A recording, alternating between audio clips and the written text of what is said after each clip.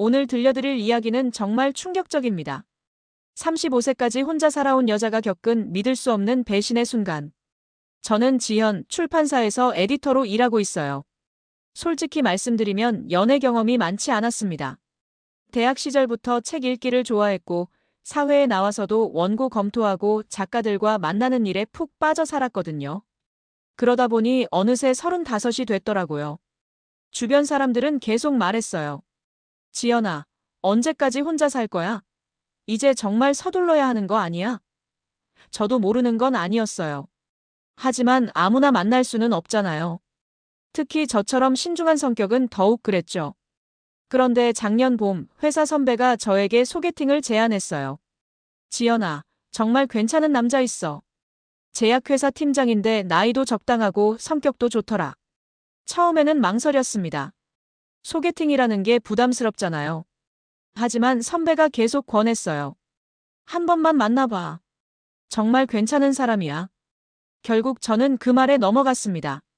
지금 생각해보면 그때가 모든 일의 시작이었어요. 첫 만남은 강남의 조용한 카페였어요. 태훈이 먼저 와서 기다리고 있었죠. 키가 크고 단정한 인상의 남자였어요. 정장도 잘 어울렸고 무엇보다 매너가 좋았습니다. 안녕하세요, 지현 씨. 태훈입니다. 목소리도 차분하고 좋았어요. 대화를 나누면서 느꼈는데 정말 안정적인 사람 같았거든요. 제약회사에서 10년 넘게 일했고 팀장까지 승진했다고 하더라고요. 저는 일이 좀 예측 가능한 편을 좋아해요. 갑작스러운 변화보다는 차근차근 계획을 세워서 진행하는 거 말이에요. 태훈의 이 말이 저에게는 너무 매력적으로 들렸어요. 저도 그런 사람이었거든요.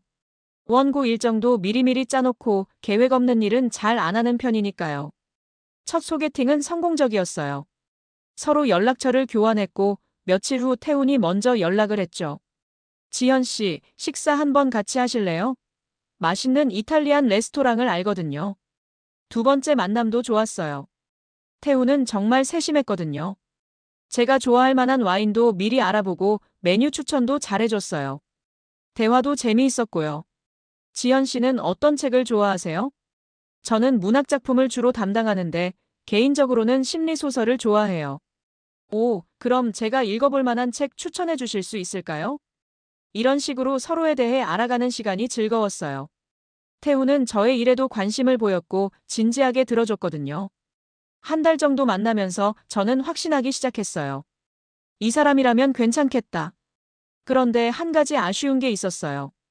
태훈이 제 가족을 만나보고 싶어 했는데 저에게는 부모님이 안 계셨거든요.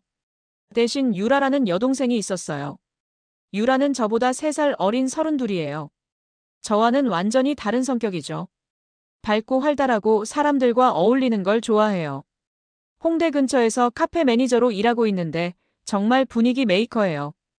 언니, 남자친구 언제 소개시켜 줄 거야? 나도 궁금하다고. 유라가 계속 보채서 결국 셋이 함께 만나기로 했어요. 장소는 유라가 정했죠. 홍대 근처의 트렌디한 레스토랑이었어요. 그날 태훈을 처음 본 유라의 반응이 기억나요. 와, 언니. 진짜 괜찮은데? 키도 크고 잘생겼네. 유라는 원래 이런 스타일이에요. 솔직하고 표현도 직접적이거든요. 태훈도 유라를 보더니 웃으면서 말했어요. 유라 씨, 지현 씨보다 훨씬 활발하시네요. 성격이 정반대인 것 같아요. 맞아요. 저희 어릴 때부터 그랬어요. 언니는 조용히 책 읽고 저는 밖에서 뛰어놀고. 세 사람의 첫 만남은 정말 즐거웠어요. 유라가 분위기를 잘 띄워주니까 대화도 끊기지 않았고 태훈도 편해 보였거든요. 그런데 지금 생각해보면 그때부터 이상한 신호들이 있었어요. 태훈이 유라에게 너무 친근하게 대하는 거였죠. 유라 씨, 카페에서 일하시니까 커피 정말 잘 아시겠네요. 저도 커피 좋아하는데 한번 추천 부탁드려요. 언니, 태훈 오빠 정말 매너 좋다. 이런 남자 놓치면 안 돼. 유라의 이 말을 들었을 때 기분이 좋았어요. 제 선택을 동생이 인정해주는 것 같아서요. 하지만 동시에 묘한 기분도 들었어요. 태훈이 저보다 유라에게 더 관심을 보이는 것 같다는 생각이 들었거든요. 그 후로 우리 셋이 함께 만나는 일이 자주 생겼어요. 영화도 보고 맛집도 가고 놀이공원도 갔죠. 저는 이 남자라면 가족과도 잘 어울린다는 확신을 갖게 됐어요. 특히 태훈이 유라를 챙기는 모습을 보면서 정말 가족적인 사람이다라고 생각했거든요. 유라가 무거운 가방을 들고 있으면 대신 들어주고 음식을 시킬 때도 유라가 뭘 좋아하는지 물어보고 유라야, 너 매운 거 못 먹지? 이거 말고 다른 거 시킬까? 이런 모습들이 저에게는 너무 좋아 보였어요. 동생까지 이렇게 잘 챙겨주다니. 그때의 저는 정말 순진했던 것 같아요. 3개월 정도 이렇게 지나면서 저는 태훈과의 결혼을 진지하게 생각하기 시작했어요. 나이도 나이고 이만한 사람 만나기 쉽지 않을 것 같았거든요. 그런데 정말 예상치 못한 일이 일어났습니다. 그날은 토요일이었어요. 우리 셋이 강남에서 영화를 보기로 했거든요. 평소처럼 아무 의심 없이 만났죠. 영화관에 도착해서 팝콘과 음료를 사고 상영관으로 들어갔어요. 자리는 태훈이 미리 예약해둔 곳이었는데 가운데 좋은 자리였어요. 순서는 저, 태훈, 유라 순으로 앉았죠. 영화는 로맨틱 코미디였어요. 재미있는 장면에서 다들 웃고 분위기도 좋았거든요. 그런데 영화가 절반쯤 진행됐을 때였어요. 갑자기 제 허벅지 위에 따뜻한 게 느껴졌어요. 태훈의 손이었죠. 처음에는 스킨십을 하고 싶어 하는구나 생각했어요. 연인 사이니까 당연한 거라고 여겼거든요. 그런데 뭔가 이상했어요. 태훈의 팔각도가 자연스럽지 않았거든요. 호기심에 슬쩍 옆을 봤는데 그 순간 저는 눈을 믿을 수가 없었어요. 태훈의 왼손은 제 허벅지에, 그런데 오른손은 유라의 허벅지에 동시에 올려져 있었던 거예요. 그 순간 정말 머리가 하얗게 변하는 걸 느꼈어요. 이게 뭔 상황인지 이해가 안 갔거든요. 태훈이 저와 유라를 동시에 만지고 있다니. 이런 일이 가능한 건가요? 영화관은 어두웠지만 스크린빛 때문에 어느 정도는 보였어요. 태훈의 얼굴을 봤는데 아무렇지도 않은 표정이었어요. 마치 당연한 일이라는 듯이요. 더 충격적인 건 유라의 반응이었어요. 유라도 태훈의 손을 떨쳐내지 않고 그냥 가만히 있더라고요. 심지어 조금 몸을 기울여서 태훈 쪽으로 가까이 붙어 있었어요. 저는 정말 말이 안 나왔어요. 뭐라고 해야 할지도 모르겠고 상황이 너무 당황스러웠거든요. 영화는 계속 진행되고 있는데 저만 혼자 멘붕 상태였죠. 설마 내가 잘못 본 건 아닐까? 다시 확인해 봤는데 맞았어요. 태훈은 정말로 우리 둘을 동시에 만지고 있었어요. 그때부터 영화가 하나도 머리에 들어오지 않았어요. 화면을 보고 있지만 뭐가 뭔지 전혀 모르겠더라고요. 온 신경이 태훈의 손에만 집중돼 있었거든요. 이걸 어떻게 해야 하지? 지금 여기서 소리를 질러야 하나? 아니면 나가버려야 하나? 하지만 용기가 안 났어요. 혹시 제가 오해하고 있는 건 아닐까 하는 생각도 들었거든요. 그래서 그냥 참았어요. 2시간이라는 시간이 정말 지옥 같았습니다. 영화가 끝나고 나올 때도 태훈과 유라는 아무렇지도 않은 척했어요. 영화 재미있었어. 마지막 반전 좋았지? 태훈이 말했을 때 저는 정말 어이가 없었어요. 영화 얘기가 나올 상황인가요? 응, 나도 재미있게 봤어. 유라도 자연스럽게 대답했어요. 둘 다 방금 전 일이 없었던 것처럼 행동하고 있었거든요. 저는 그날 일찍 집에 가겠다고 했어요. 머리가 너무 복잡해서 혼자 있고 싶었거든요. 벌써? 저녁도 같이 먹으려고 했는데. 태훈이 아쉬워했지만 저는 그냥 돌아섰어요. 유라도 따라 나서려고 했는데 태훈이 말렸어요. 유라야, 너는 좀 더 이따 가지 않을래? 카페 얘기도 더 듣고 싶고. 그 말을 들었을 때 가슴에 뭔가 차가운 게 올라왔어요. 왜 태훈이 유라만 붙잡으려고 하는 거죠? 집에 돌아와서 계속 생각해봤어요. 제가 오해한 걸까요? 아니면 정말 태훈이 이상한 행동을 한 걸까요? 며칠 동안 태훈의 연락을 받지 않았어요. 뭐라고 말해야 할지 모르겠더라고요. 그런데 태훈이 계속 메시지를 보내왔어요. 지연아, 왜 연락 안 받아? 무슨 일 있어? 주말에 영화 보고 나서 갑자기 이상해졌는데 내가 뭘 잘못했나? 이런 메시지들을 보면서 정말 모르고 한 건가? 싶기도 했어요. 하지만 제가 본 걸 무시할 수는 없었거든요. 일주일 후에 태훈과 만나서 직접 물어봤어요. 태훈아, 지난번 영화관에서 이상한 일 없었어? 이상한 일? 뭔 소리야? 내가 나랑 유라를 동시에 말하다가 멈췄어요. 너무 부끄럽고 창피했거든요. 아, 혹시 손 말하는 거야? 그건 정말 실수였어. 어두워서 잘못 만진 것 같아. 미안해. 태우는 그렇게 둘러댔어요. 하지만 저는 확신했어요. 실수가 아니었다는 걸 말이에요. 시간도 너무 길었고 너무 자연스러웠거든요. 그 후로 더 이상한 일들이 계속 생겼어요. 태훈이 유라와 따로 만난다는 걸 알게 된 거예요. 어느 날 회사에서 일하고 있는데 유라한테 전화가 왔어요. 언니, 나 지금 카페에서 태훈 오빠랑 커피 마시고 있어. 뭐? 왜? 태훈 오빠가 우리 카페 구경 온다고 해서. 그때는 단순히 관심을 보이는 거라고 생각했어요. 하지만 며칠 후 또 같은 일이 생겼어요. 언니, 태훈 오빠가 점심 같이 먹자고 해서 나왔어. 또, 왜 자꾸 너만 만나려고 해? 모르겠어. 언니 얘기 많이 물어보던데. 이상했어요. 제 얘기가 궁금하면 저한테 직접 물어보면 되는데 왜 유라한테 물어보는 거죠? 한 달 정도 이런 일이 계속되자 저는 참을 수 없었어요. 어느 날 유라에게 직접 물어봤죠. 유라야, 너 혹시 태훈을 좋아해? 언니가 왜 갑자기 그런 소리를? 솔직히 말해봐. 너희 둘이 자꾸 만나잖아. 유라는 잠시 말을 못하더라고요. 그러더니 이렇게 말했어요. 언니, 솔직히 말하면 태훈 오빠가 나한테 관심이 있는 것 같아. 그 말을 들었을 때 정말 머리가 핑 돌았어요. 뭔 소리야? 태훈은 내 남자친구인데. 그건 알지만 오빠가 자꾸 나한테만 연락하고 만나자고 하는 걸 어떻게 해? 그럼 거절하면 되잖아. 언니, 근데 솔직히 말하면 나도 태훈 오빠가 좋긴 해. 그 순간 정말 믿을 수가 없었어요. 제 동생이 제 남자친구를 좋아한다고 당당하게 말하다니. 유라야, 내가 지금 뭔 소리 하고 있는 거야? 언니, 미안해. 하지만 감정이라는 게 내 마음대로 되는 게 아니잖아. 그날 유라와 크게 싸웠어요. 제 인생에서 동생과 이렇게 싸운 건 처음이었거든요. 너는 내 동생이잖아. 어떻게 언니 남자친구를 좋아할 수가 있어? 언니도 이기적이야. 태훈 오빠 마음은 생각 안 하고. 태훈이 마음? 태훈이는 나랑 사귀는 사이라고. 그때 유라가 한 말이 지금도 기억나요. 언니, 그런데 태훈 오빠가 나랑 있을 때가 더 편해 보여.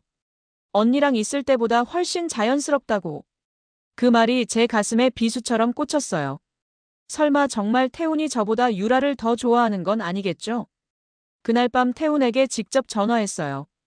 태훈아, 우리 얘기 좀 해야겠어. 무슨 얘기? 너 유라 좋아해? 잠시 침묵이 흘렀어요. 그 침묵이 답이었어요. 지연아, 그게. 솔직히 말해줘. 나보다 유라가 더 좋은 거야? 지연아, 미안해. 나도 모르게. 그 순간 모든 게 끝났어요. 6개월 동안 진심으로 사랑했다고 생각했는데 알고 보니 태우는 처음부터 유라에게 관심이 있었던 거예요. 그날 밤 저는 정말 많이 울었어요. 태훈의 배신도 충격적이었지만 유라의 배신이 더 아팠거든요. 동생이라고 생각했는데 결국 제 등에 칼을 꽂은 거잖아요. 다음 날 태훈이 찾아왔어요. 진지한 표정으로 말하더라고요. 지연아, 정말 미안해. 하지만 감정이라는 게 내가 어찌할 수 없는 것 같아. 그래서 뭐 어쩌자는 거야? 나는 유라가 좋아. 그 말을 또박또박 들었을 때 정말 온 세상이 무너지는 것 같았어요. 처음부터 유라가 좋았던 거야? 아니야. 처음에는 정말 지연이를 좋아했어. 하지만 유라를 만나면서 달라졌어. 뭐가 달라진 거야? 유라는 밝고 활발하고 자유로워. 나랑 있을 때 정말 편해 보이거든. 그 말을 들으면서 저는 제 자신이 초라해졌어요. 결국 저는 재미없고 딱딱한 사람이었던 거죠. 그럼 지금까지 나한테 한 건 뭐였어? 장난이었어? 아니야. 진심이었어. 하지만 유라가 더 좋다는 거지. 태우는 아무 말도 못하고 고개만 끄덕였어요. 그 후 며칠 동안 유라는 제게 연락하지 않았어요. 미안한 마음은 있지만 어떻게 해야 할지 모르겠다는 메시지만 한 통 보내왔죠. 일주일 후 유라가 집에 찾아왔어요. 눈이 빨갛게 부어 있었어요. 언니, 정말 미안해. 뭐가 미안해? 내가 좋아하는 남자 생겼다고 축하해달라고 하러 온 거야? 언니, 나도 어떻게 해야 할지 모르겠어. 정말로. 간단하잖아. 태훈이랑 사귀면 되는 거 아니야? 유라가 울면서 말했어요. 언니, 나는 언니가 더 소중해. 태훈 오빠보다. 그럼 포기해. 하지만 태훈 오빠도 나를 좋아한다는데. 그 말을 듣고 저는 확실히 깨달았어요. 유라는 절대 태훈을 포기하지 않을 거라는 걸 말이에요. 유라야, 내 마음 알겠어. 그냥 사귀어. 언니, 대신 조건이 있어. 나는 너희 둘을 보고 싶지 않아. 앞으로 만나지 말자. 유라가 깜짝 놀랐어요. 언니, 그런 말 하지 마. 우리는 자매잖아. 자매가 이런 짓을 해? 언니 남자친구를 뺏는 게 자매가 할 짓이야? 언니, 나는 빼앗으려고 한 게 아니야. 정말로. 그럼 뭐야? 우연히 좋아하게 됐다는 거야? 유라는 아무 말도 못했어요. 결국 모든 게 계획적이었다는 걸 인정하는 거죠. 그날 유라가 돌아간 후 저는 결심했어요. 이 모든 관계를 정리하기로요. 다음 주에 태훈과 마지막으로 만났어요. 지연아, 나는 정말 됐어. 더 이상 변명하지 마. 하지만 나도 힘들어. 이런 상황이. 힘들긴 무슨. 좋아하는 사람이랑 사귈 수 있게 됐는데. 태훈은 아무 말도 못했어요. 태훈아, 마지막으로 한 가지만 물어볼게. 뭐든지 물어봐. 영화관에서 그날 정말 실수였어? 태훈이 잠시 망설이더니 말했어요. 아니야. 일부러 그런 거였어. 왜? 둘 다 확인해보고 싶었어. 누가 더 좋은지. 그 말을 들었을 때 정말 어이없었어요. 저와 유라를 실험 대상으로 본 거잖아요. 그래서 결론은 유라가 더. 알겠어. 이제 됐어. 그렇게 태훈과의 관계는 끝났어요. 한 달 후에 유라한테서 연락이 왔어요. 언니, 나 태훈 오빠랑 사귀기로 했어. 그래. 잘 됐네. 언니 화 풀어. 제발. 나는 안 화났어. 그냥 실망했을 뿐이야. 언니. 유라야, 행복하게 살아. 대신 앞으로는 연락하지 마. 그게 유라와의 마지막 대화였어요. 그 후 몇 달 동안 정말 힘들었어요. 남자친구도 잃고 동생도 잃었으니까요. 혼자 있는 시간이 많아졌는데 처음에는 외로웠어요. 하지만 시간이 지나면서 깨달았어요. 정말 소중한 사람이라면 저를 이렇게 배신하지 않았을 거라는 걸 말이에요. 회사에서 원고를 보면서 생각했어요. 사랑도 가족도 내 편이 아니라면 의미가 없구나. 지금은 1년이 지났어요. 태훈과 유라가 어떻게 지내는지 모르겠어요. 알고 싶지도 않고요. 가끔 공통 지인들을 통해 소식이 들려오지만 무시해요. 대신 저는 제 삶에 집중하고 있어요. 새로운 작가들을 발굴하고 좋은 책을 만들어내는 일에 몰두하고 있거든요. 회사에서도 인정받고 있고요. 얼마 전에 선배가 또 소개팅을 제안했어요. 지연아, 이번에는 정말 괜찮은 사람이야. 하지만 저는 거절했어요. 선배님, 저는 아직 혼자가 편해요. 언제까지 그럴 거야? 모르겠어요. 언젠가는 만날 수도 있겠죠. 하지만 지금은 아니에요. 정말 그래요. 지금의 저는 혼자가 편해요. 아무도 저를 배신하지 않으니까요. 때때로 생각해요. 만약 그때 제가 다르게 행동했다면 어땠을까? 태훈을 더 붙잡으려고 했다면? 유라와 타협했다면? 하지만 후회하지 않아요. 제 자존심을 지켰으니까요. 저를 진정으로 사랑하는 사람이라면 다른 사람과 비교하지 않았을 거예요. 제 동생이라면 언니를 배신하지 않았을 거고요. 지금 저는 37살이 됐어요. 늦은 나이라고 생각할 수도 있지만 저는 만족해요. 제 기준을 낮추지 않았거든요. 언젠가는 정말 저를 사랑해주는 사람을 만날 거예요. 저만을 바라보고 저를 소중히 여겨주는 그런 사람을요. 그때까지는 혼자서도 충분히 행복할 수 있어요. 가족이라는 이름으로, 사랑이라는 이름으로 상처받는 일은 이제 없을 거예요. 저는 이제 제 자신을 가장 사랑하니까요. 여러분도 기억하세요.